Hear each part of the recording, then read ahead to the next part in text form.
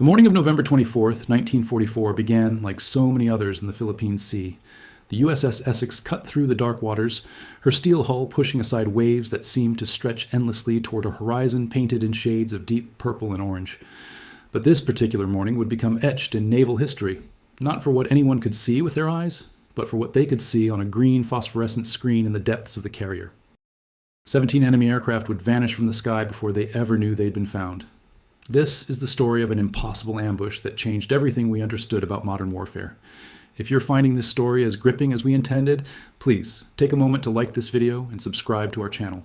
Your support helps us bring more incredible true stories to life. Lieutenant Commander James Halloran stood in the Combat Information Center, the dim red lighting casting shadows across his weathered face. He'd turned 32 just 3 days earlier, though no one aboard had time for celebrations. The CIC was cramped, smelling of electrical equipment, cigarette smoke, and the sweat of men who'd been standing watch for hours. The air conditioning struggled against the tropical heat that seeped through every bulkhead.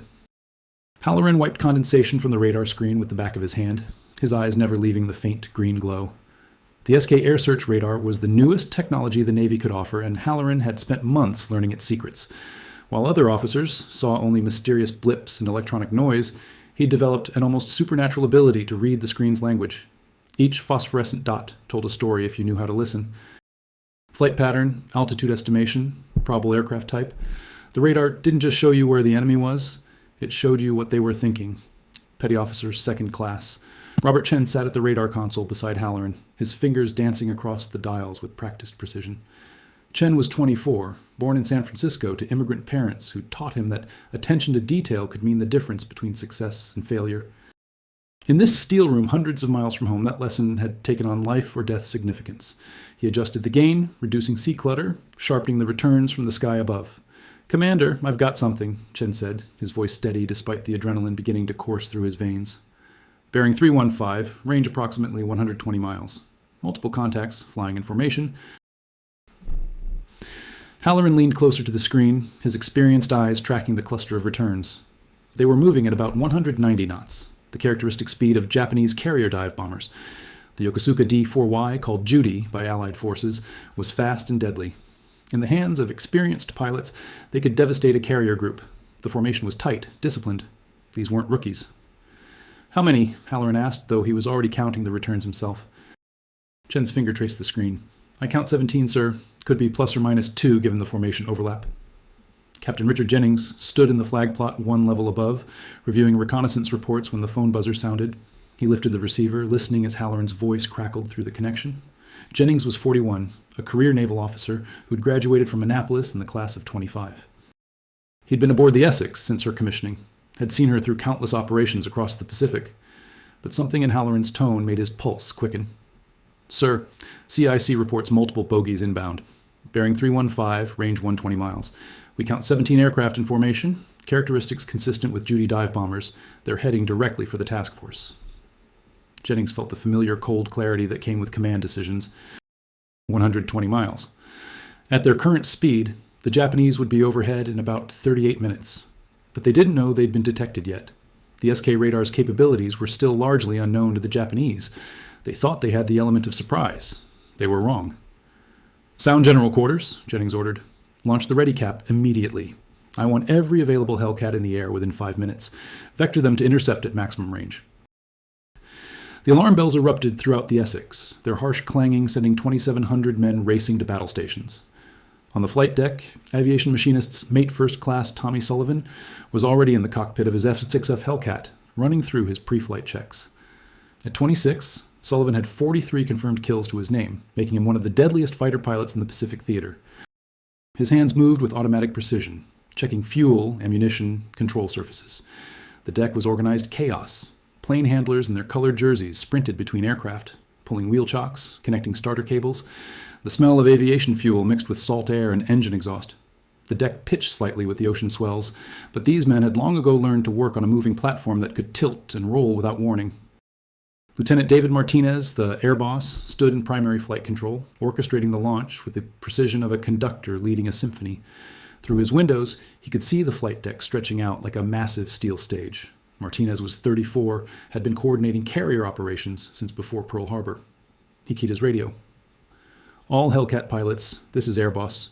We have confirmed inbound hostiles, bearing 315, range now 115 miles. You're cleared for immediate launch. CAT officers, start your engines. Sullivan felt the Hellcat's Pratt and Whitney engine roar to life beneath him, the vibration traveling through the airframe into his bones. The catapult officer signaled, and Sullivan saluted, bracing himself against the seat. The catapult fired, and 4 Gs of acceleration slammed him backward as the Hellcat shot down the deck and off the bow. For one heart-stopping moment, there was nothing but air beneath him. Then, the big fighter's wings bit into the tropical wind, and he was climbing. Behind him, more Hellcats launched in rapid succession. Within 4 minutes, 12 fighters were airborne, forming up off the Essex's starboard side. Sullivan took the lead, his eyes scanning the instruments in the sky ahead. The radio crackled with Halloran's voice from the CIC. Striker 1, this is home plate. Vector heading 315, Angels 15. Bandits are currently 110 miles out, altitude estimated at 12,000 feet. You should have visual contact in approximately 20 minutes at current closure rate. Home plate, Striker 1 copies, Sullivan responded. Heading 315, climbing to Angels 15. The Hellcat formation climbed steadily through scattered clouds. At 10,000 feet, Sullivan could see the curve of the Earth on the horizon, the endless expanse of Pacific blue stretching in every direction. The morning sun was climbing higher now, turning the ocean surface into a sheet of hammered silver. Beautiful and deadly. Back in the CIC, Halloran watched the 2 groups of returns converging on his screen.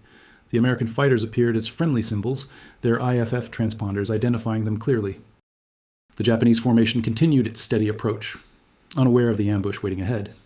Chen made constant adjustments to the radar, updating range and bearing with each sweep of the antenna. Commander, the bogies are maintaining course and speed, Chen reported. No indication they've detected our cap. Halloran nodded, doing rapid calculations in his head. The geometry was perfect. The Hellcats would have altitude advantage and attacking from out of the sun.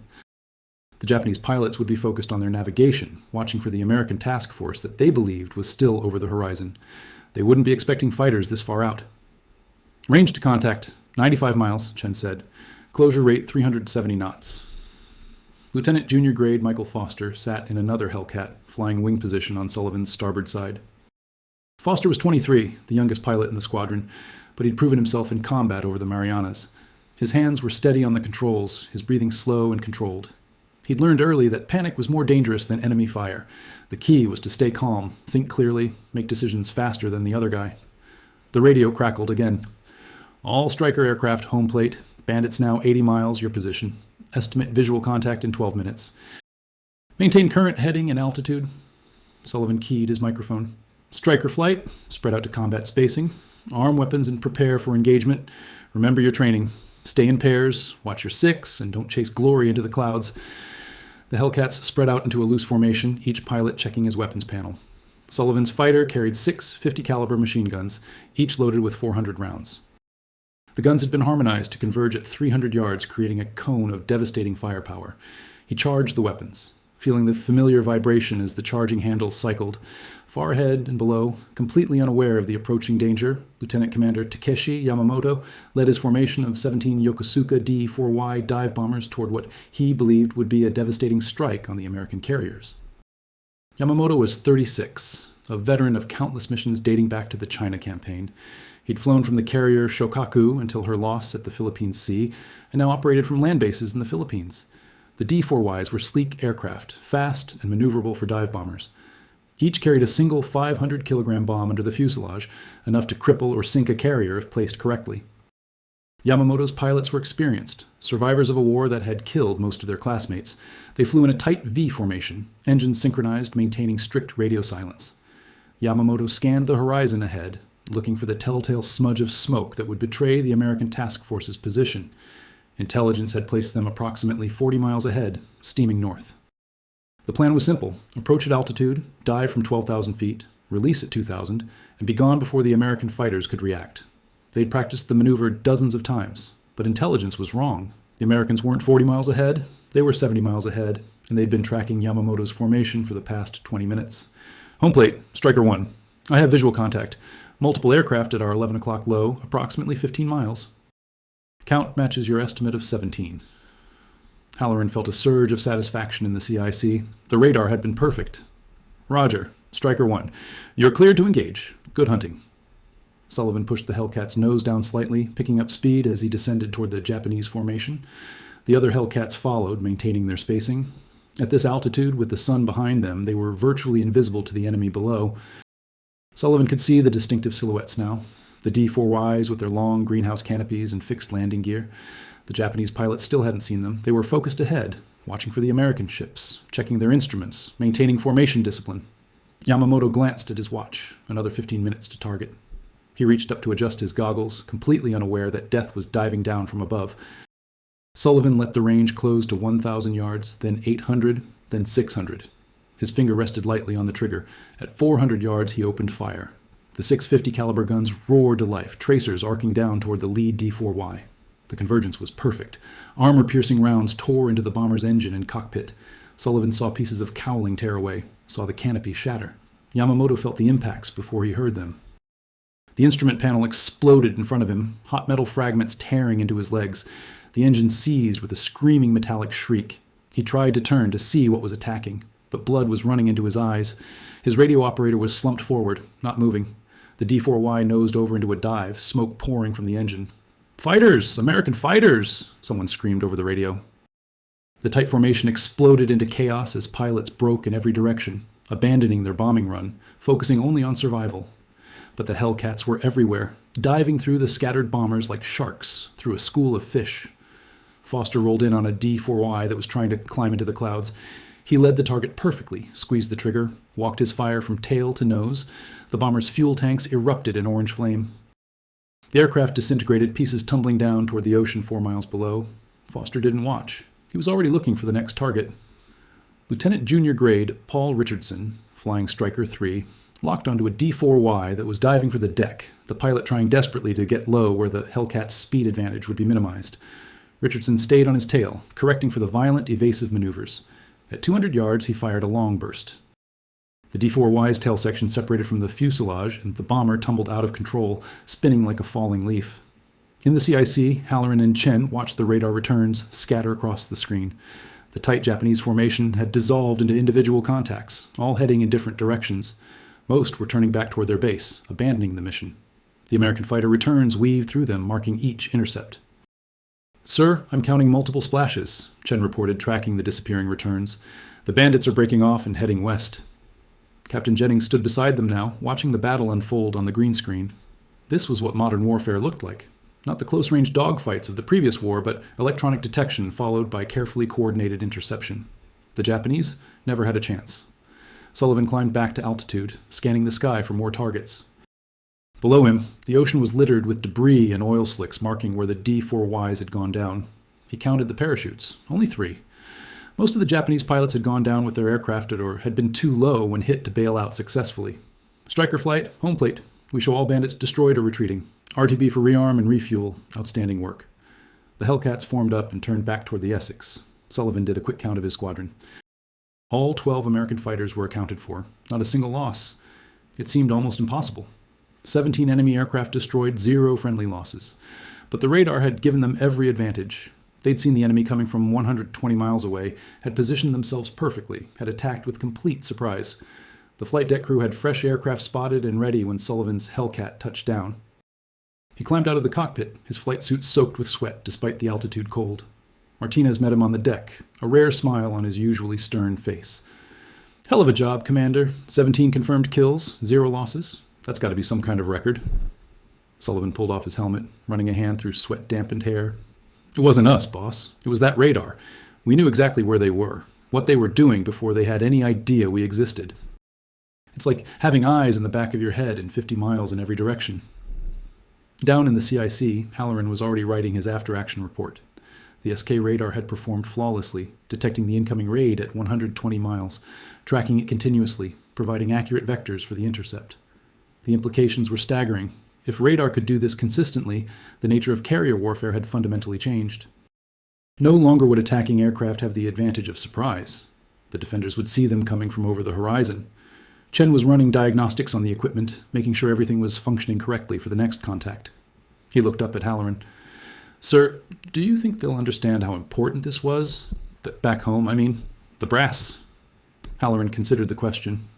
"I think they will. We just proved that electronic detection can completely change the tactical situation. Those Japanese pilots never had a chance because we saw them first. That's going to be the key to everything from now on. Who sees who first? Captain Jennings called a meeting of the senior officers in the wardroom that evening. The setting sun painted the western sky in shades of crimson and gold streaming through the portholes.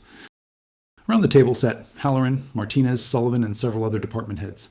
Jennings stood at the head of the table, a detailed chart spread before them. Gentlemen, today we witnessed something unprecedented in naval aviation. Our radar detected an enemy formation at 120 miles, well beyond visual range.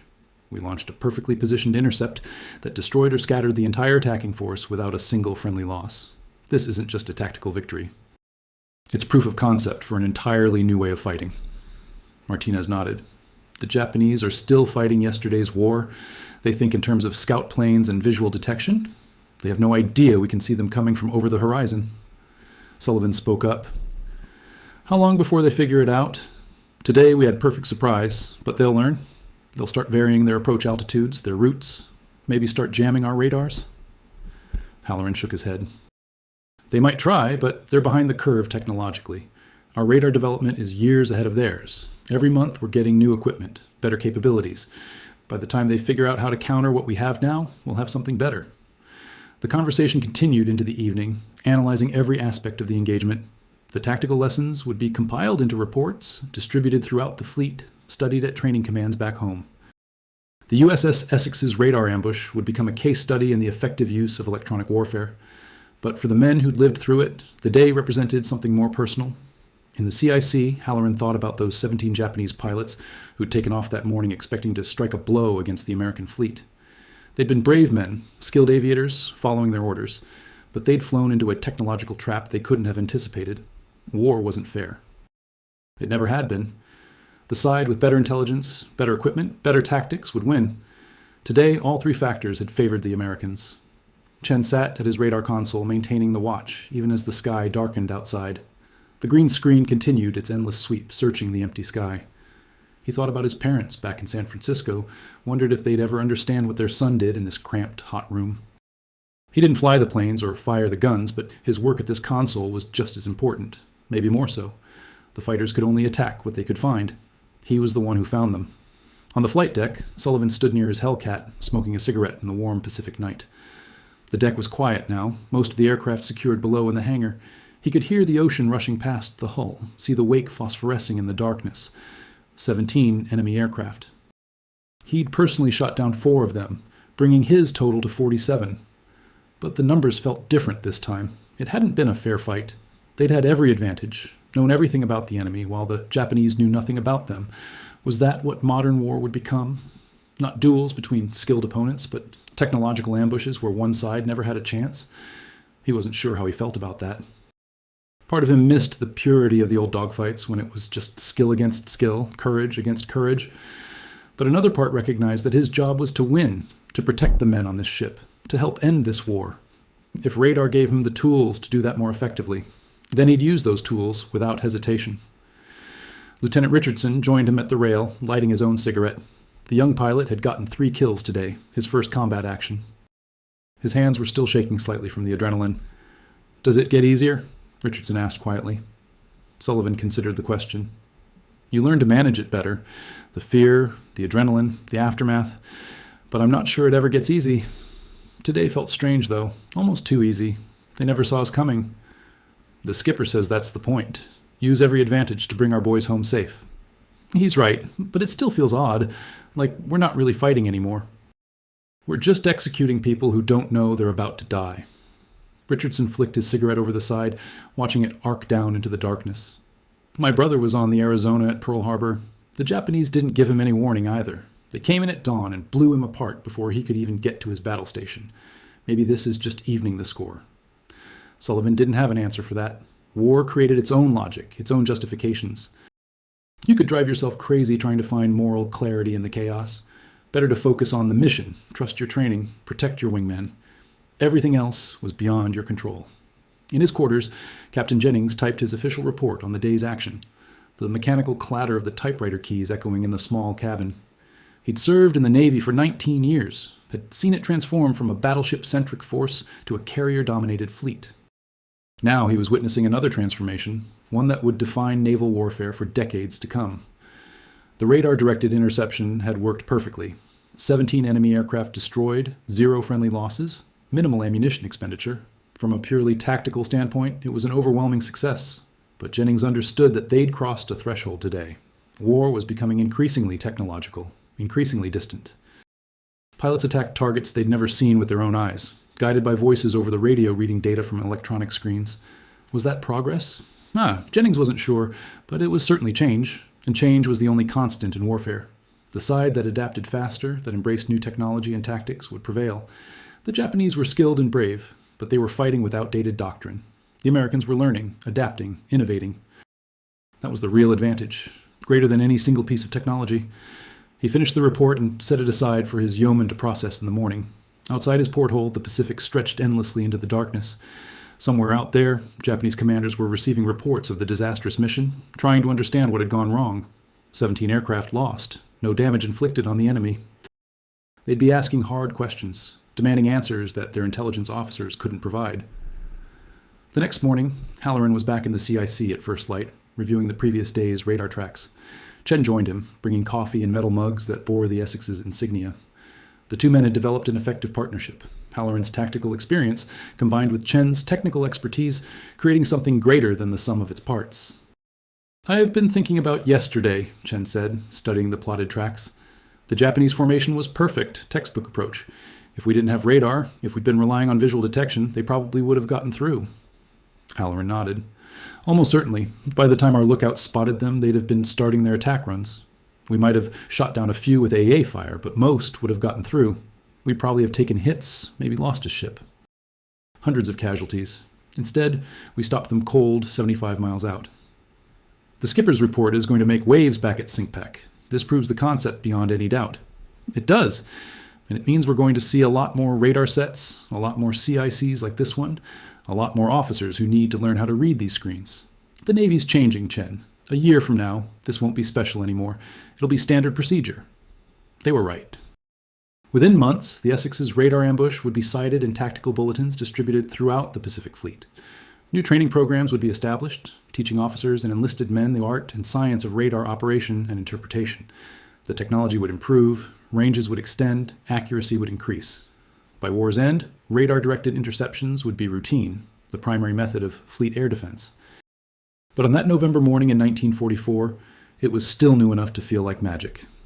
Halloran and Chen stood their watch, eyes on the green screen, ready to detect the next threat before it could materialize. Somewhere beyond the horizon, the war continued. Ships moved, aircraft flew, men fought and died.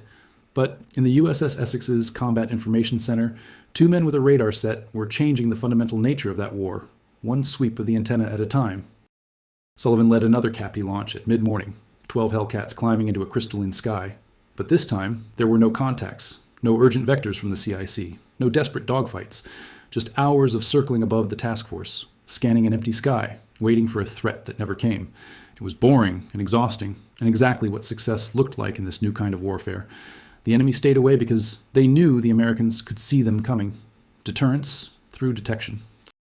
Martinez watched the launches and recoveries from Pryfly, coordinating the endless cycle of aircraft operations.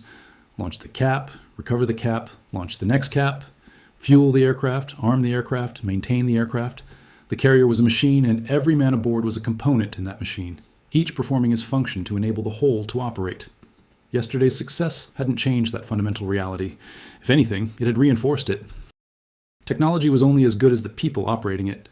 Down in the engineering spaces, men who'd never seen the radar, who didn't understand how it worked, kept the generators running that powered it.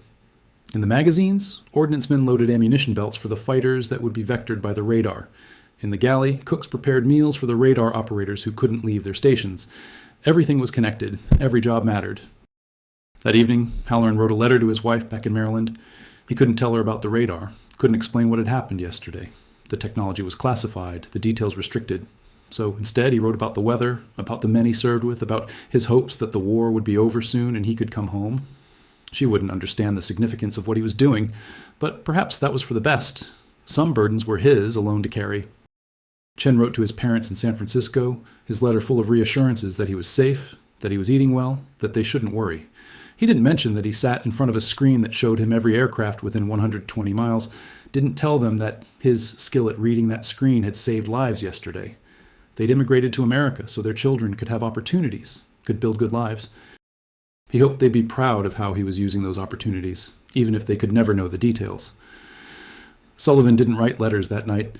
Instead, he sat in the ready room with his fellow pilots, playing cards and trading stories.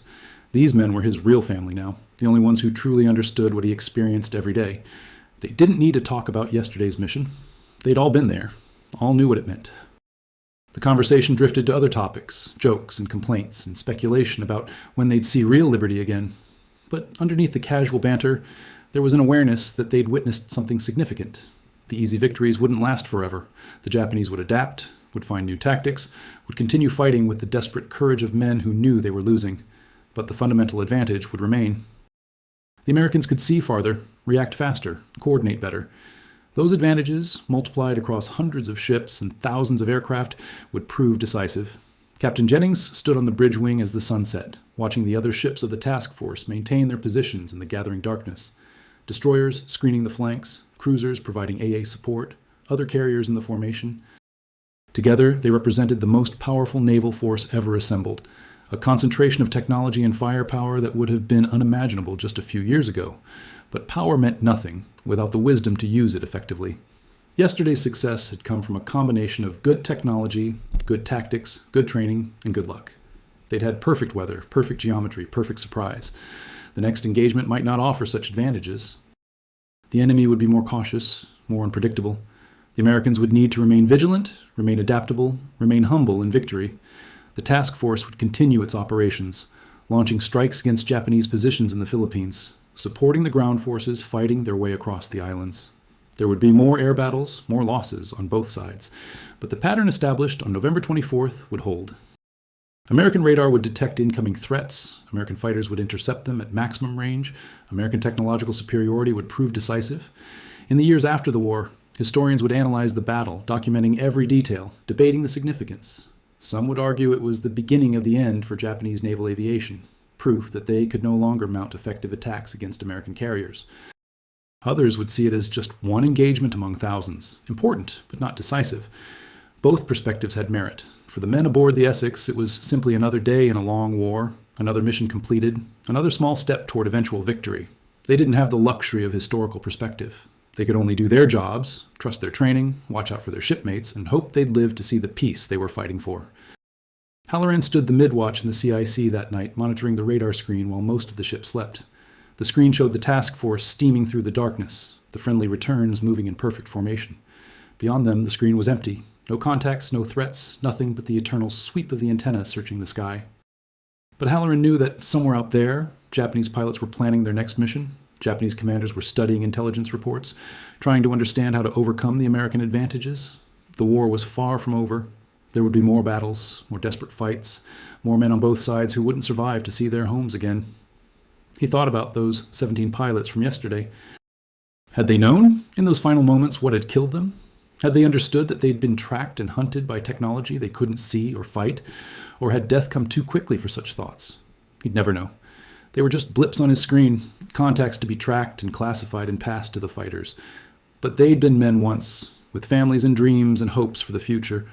War reduced everything to abstractions. Enemy aircraft, hostile contacts, targets destroyed. It was easier that way, cleaner. You couldn't dwell on the human cost, or you'd be paralyzed. But sometimes, in the quiet hours of the midwatch, Halloran allowed himself to remember that the green blips on his screen represented human lives. It was important to remember that, even when you were very good at ending those lives. The radar swept on through the night, tireless and impartial, seeing everything within its range, revealing the secrets of the sky.